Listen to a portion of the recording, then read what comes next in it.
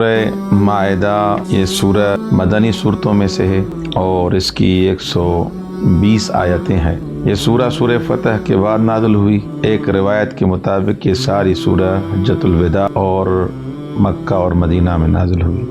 یہ سورہ معارف یعنی عقائد اسلامی اور احکام پر مشتمل ہے۔ اس کے حقیقت میں 2 حصے ہیں۔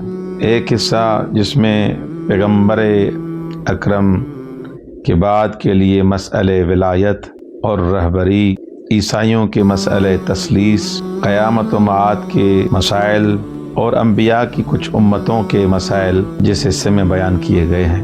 اور ایک حصہ جو واقع سورہ کا دوسرا حصہ ہے وہ وفائے عہد کا مسئلہ ہے۔ انسان اپنے عہد کے ساتھ کیسے وفا کرے، عدالت اجتماعی کا معاملہ یہ اجتماع میں عدالت کا کیا کردار ہے اور قتل کی کتنی مذمت کی گئی ہے۔ اور اسی مناسبت سے حضرت آدم کے دونوں بیٹے یعنی حابیل اور قابیل کے اس قتل کے معاملے کو بھی یہاں پر اٹھایا جاتا ہے، اور کچھ حلال اور حرام غذاؤں کے بارے میں بھی اس سورہ میں ذکر ہے، اور وضو اور تیمم کے احکام بھی اس سورہ میں بیان کیے گئے ہیں۔